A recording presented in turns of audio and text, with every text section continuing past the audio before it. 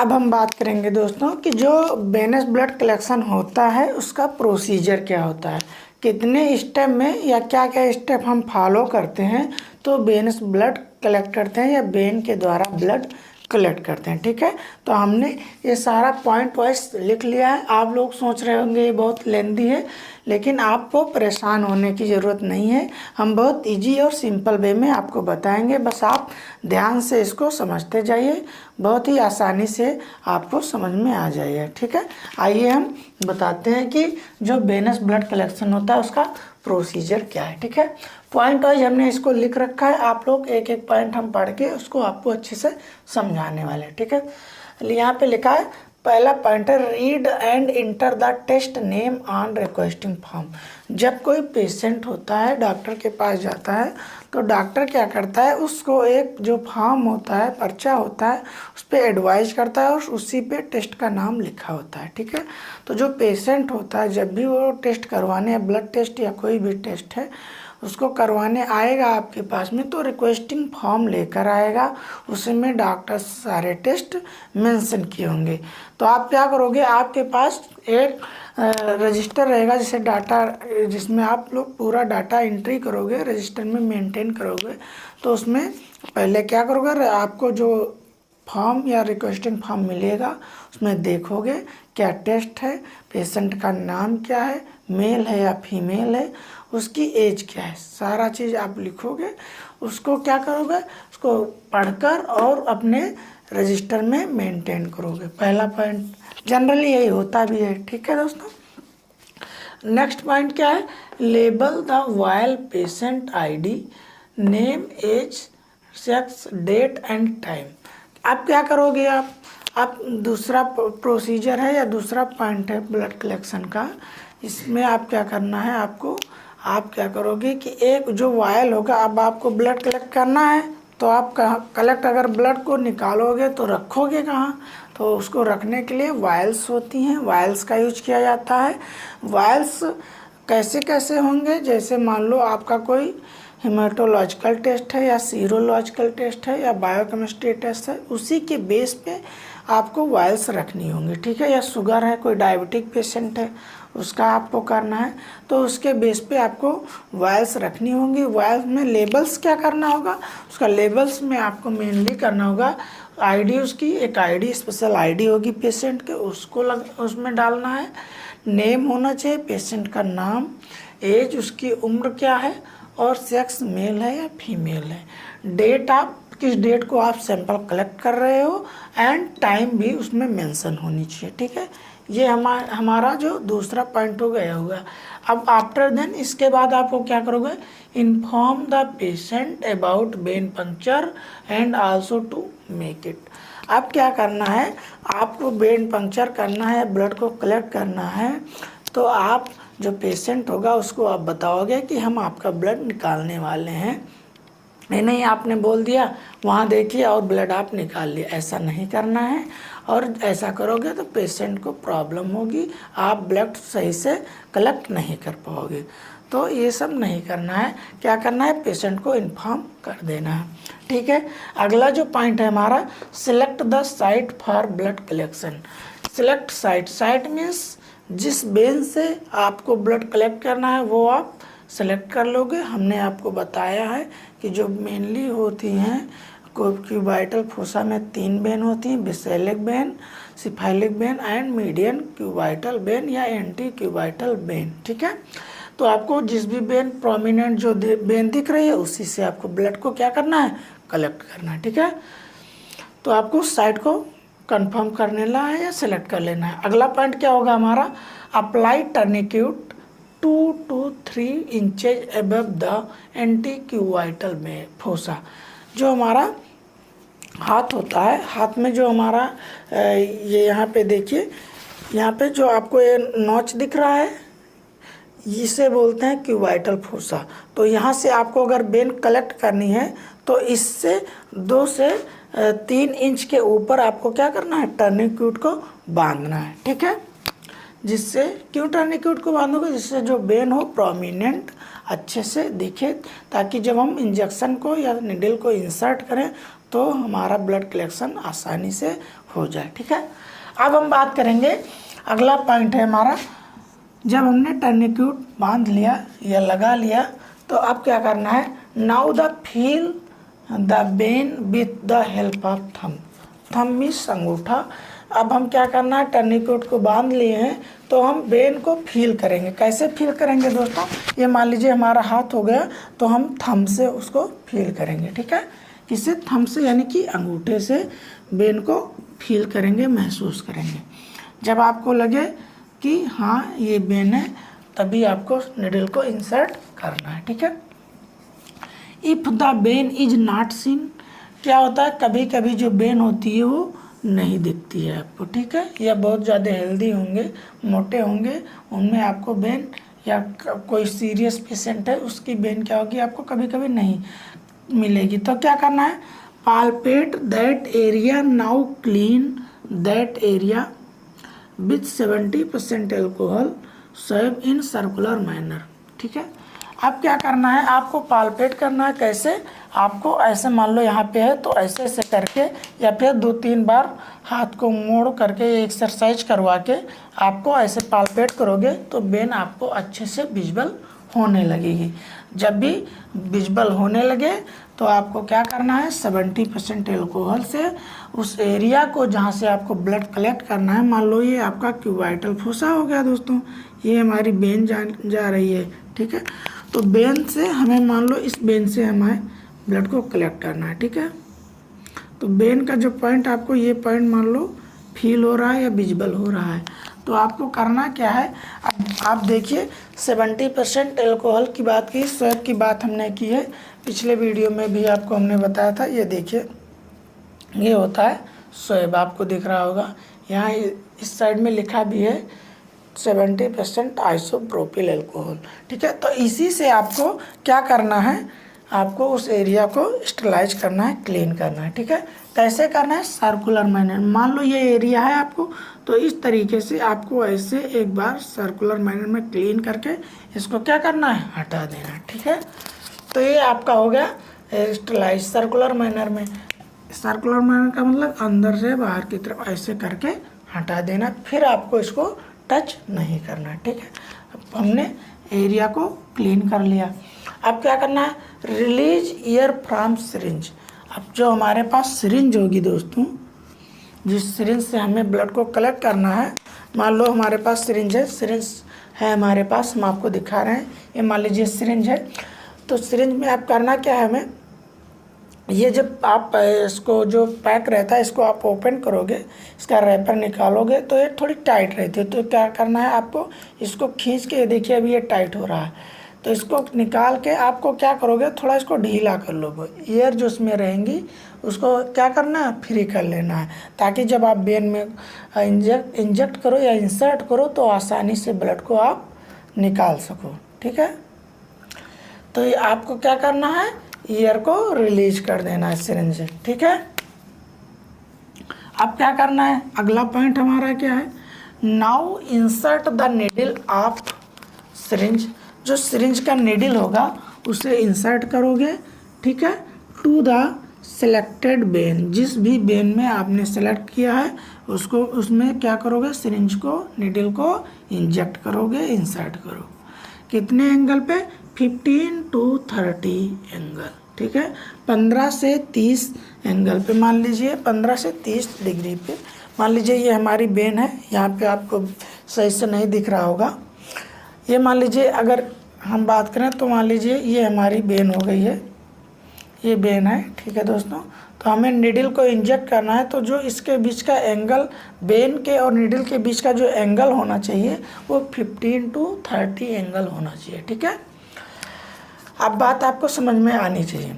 अब बात करेंगे कि अगर हमने निडल को इंजेक्ट कर लिया, 15 to 30 यानी 15 से 30 डिग्री इसका एंगल होना चाहिए। ठीक है, अगला पॉइंट क्या होगा, as the blood appear in hub, आप syringe pull the piston of syringe backward. ठीक है, आप समझिए इसको ध्यान से, ब्लड अपीयर होगा कहाँ पे, इन द हब, सिरिंज के हब में जब भी ब्लड आपको अपीयर हो, पुल करना है, पुल मीन्स खींचना है आपको, पिस्टन आप सिरिंज का पिस्टन खींचना है, बैकवर्ड मीन्स पीछे की तरफ, ठीक है। ये देखिए ये सिरिंज है हमारी, यहाँ ये इसको हम लोग हब बोलते हैं, ठीक है दोस्तों, ये होता है हब, ठीक है। तो जब हमने वेन में इसको इंटर किया और इंटर करते ही हब में जब ब्लड आ गया तो हम समझ जाएंगे कि जो हमने नीडल को वेन में इंसर्ट किया है बिल्कुल सही इंसर्ट हुआ है। अब क्या करना है, ये जो होता है इसे हम लोग पिस्टन बोलते हैं, ठीक है। तो पिस्टन को बैकवर्ड मीन्स पीछे धीरे धीरे आसानी से खींचेंगे, ये नहीं एक झटके में खींच लिया या अचानक खींच लिया, इससे क्या होंगे, पेशेंट को भी प्रॉब्लम होगा और आपकी जो आरबीसी होती हैं ब्लड में वो रप्चर हो जाएंगे, तो ब्लड क्या होगा, हीमोलाइज हो जाएगा, जिससे क्या होगा, जब भी आप कोई टेस्ट या ब्लड टेस्ट परफॉर्म करेंगे में एक्चुअली में जो रीडिंग आनी चाहिए वो रीडिंग एरर आएगी, ठीक है। तो आपको इतना सारा ध्यान में रखना है, ठीक है। क्या करना है, जब भी हब में आपको ब्लड दिखने लगा तो आपको धीरे धीरे पिस्टन को खींचना है और आपका ब्लड आसानी से आता रहेगा। अब जो लास्ट पॉइंट है वो क्या करना है, after the sufficient quantity of blood collect, जितना आपको ब्लड चाहिए होगा उतना ब्लड आप आसानी से कलेक्ट कर सकते हैं, ठीक है। मान लो आपको एक ही 2 टेस्ट परफॉर्म करना है, 2 ml की सिरिंज यूज कर लिए, या थोड़ा ज़्यादा करना है 3 ml की, या फिर 5 ml की, या फिर 10 ml की, अपने अनुसार जितने ब्लड की आपको आवश्यकता होगी उसके अनुसार आप क्या करेंगे, सिरिंज को यूज करेंगे, ठीक है। अब क्या करना है, हमने जितने ब्लड की आवश्यकता थी उतना हमने कलेक्ट कर लिया है। अब क्या करना है, लास्ट पॉइंट हमारा हो जाएगा, release the tourniquet and open the fist, ठीक है। जब हम ब्लड को कलेक्ट करवाएंगे, टर्निक्यूट को बांधेंगे, तो पेशेंट से एक बात बोलते हैं कि आप मुट्ठी को बंद कर लीजिए। मुट्ठी को किस तरीके से बंद करना है, जो आपको अंगूठा होगा वो इस तरीके का होना चाहिए, ऐसे इस तरीके का मुट्ठी आपकी बनी होनी चाहिए, ठीक है, बंद होनी चाहिए। तो आपने जब सैंपल कलेक्ट कर लिया, बोल दो आप मुट्ठी जो बंद किए थे उसको ओपन कर दें, ठीक है। टर्निक्यूट जो आपने बांध रखी थी उसको खोल देना है, ठीक है। पेशेंट को उसमें कॉटन लगा के हाथ को बेंड करवा देना है, मुड़वा देना है, कुछ टाइम के लिए कॉटन से दबा के रखेगा। कलेक्शन आपका कंप्लीट हो गया, ठीक है दोस्तों। अब आपको हमने बताया था कि जो वायल होता है, ब्लड कलेक्शन ट्यूब या बैकोटेनर भी बोलते हैं, ये देखिए इसके जो कैप होते हैं उसके बेस पे इसको डिसाइड किया गया है, ठीक है। तो ये हमारा प्लेन वायल है, ये ईडीटी वायल होता है, इसको हम आपको एक वीडियो में अलग से पूरा डिटेल में बना के आपको बताएंगे, ठीक है। तो आप लोग समझ गए होंगे कि जो वेनस ब्लड कलेक्शन होता है उसका प्रोसीजर क्या होता है, वो सिंपल सा है और आसानी से आपको समझ में आया होगा। एक बार हम रिपीट कर दे रहे हैं और पॉइंट वाइज नोट कर देते हैं। पहले हम क्या करेंगे, जो भी पेशेंट हमारा फॉर्म को लाया होगा टेस्ट जिसमें लिखा होगा उसको हम पढ़ेंगे और अपने डाटा रजिस्टर में उसको मेंटेन करेंगे, ठीक है। दूसरा पॉइंट है, हम पेशेंट को अगर ब्लड निकालना है तो हमारा लेबल वायल तैयार होना चाहिए, उसको हम करेंगे, ठीक है। उसमें क्या होना है, नाम, उम्र और मेल है या फीमेल है, डेट एंड टाइम उसमें होनी चाहिए। फिर क्या करना है, हमें निकालना है पेशेंट, तो हम नहीं अचानक से निकाल लेंगे। आप उधर देख रहे हैं, पेशेंट उधर देख रहा है, बोल दो उधर आप, ताकि हम ब्लड निकाले हैं, ऐसा आपको नहीं करना है। पेशेंट दूसरी तरफ देख रहा है, आप ब्लड अचानक निकाला, ऐसा नहीं करना है। उसको बताना है कि हम आपका ब्लड निकालने वाले हैं, ठीक है। साइट आपको कंफर्म कर लेनी है कि किस वेन से निकालना है। फिर क्या करना है, टर्निक्यूट को बांधना है, क्यूबाइटल फोसा से 2 से 3 इंच ऊपर बांधनी है। तो यहाँ तक हमारा 1.2, 3, 4, 5, अगला जो पॉइंट होगा हमारा 6 पॉइंट हो जाएगा, ठीक है। क्या करना है, वेन को फील करना है, अगला पॉइंट हो जाएगा। अब क्या करना है, नहीं अगर किसी पेशेंट में क्या होता है, जो वेन होती नहीं क्लियर होती, तो उसको पालपेट करके हम क्या करेंगे, क्लियर करेंगे। उसके बाद उसको क्या करेंगे, अच्छे से 70% अल्कोहल से क्लीन करेंगे, ठीक है। 8 नंबर पॉइंट होगा। 9 नंबर क्या है, सिरिंज का एयर निकालेंगे। फिर अगला नंबर है हमारा, उसको क्या करेंगे, नीडल को इंसर्ट करेंगे।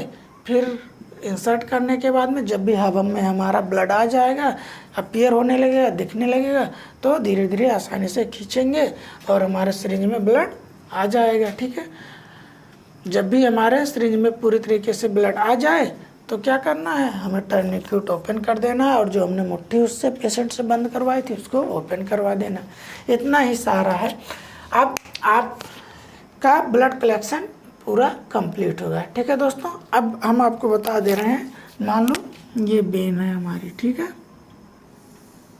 तो इसमें आपको ध्यान क्या देना है, मान लो ये सिरिंज है। ठीक है, ये सिरिंज है, तो वेन की डायरेक्शन ये हुई है, इधर से आ रही है, तो आपको इस साइड से नहीं लगाना है निडल को, ना फिर इस साइड से लगाना है।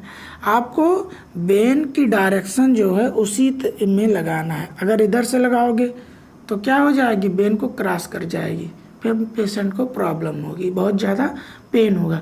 तो आपको जिस दिशा में इसका डायरेक्शन है वेन का, उसी दिशा में निडल को क्या करना है, इंसर्ट कराना है। ठीक है, अब कलेक्शन करना कैसे है, ये मान लो वेन आ रही है, वेन आपने अच्छे से फील कर लिया है, विजिबल हो रही है, दिख रही है, तो आपने ऐसे निडल लगाना है, यहाँ पर फिंगर को रखना है जब भी हमें यहाँ पे ब्लड दिखने लगे, और आराम से पिस्टन को क्या करना है, खींचना है।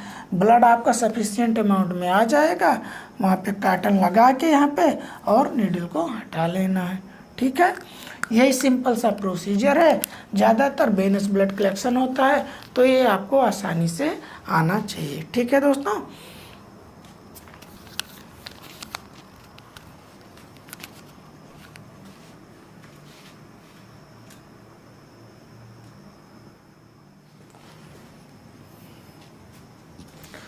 अब हम बात करेंगे कि जो वेनस ब्लड कलेक्शन होता है, तो वेनस ब्लड कलेक्शन करते समय हमें कौन कौन सी प्रिकॉशन लेनी है। ठीक है, क्या क्या हमें नहीं करना है ताकि पेशेंट को कोई प्रॉब्लम ना हो, या हमारा वेनस ब्लड कलेक्शन जो आसानी से ईजिली से कंप्लीट हो सके। ठीक है, तो कुछ प्रिकॉशन है जो हमने आप लिख रखी है, आपको बताने वाले। ठीक है, पहला प्रिकॉशन आपको इसमें क्या करना है, not apply tourniquet more than 1 minute. ठीक है, आपको जो टर्निक्यूट आप बांधोगे पेशेंट को वेन को क्लियर करने के लिए, तो 1 मिनट से ज़्यादा नहीं।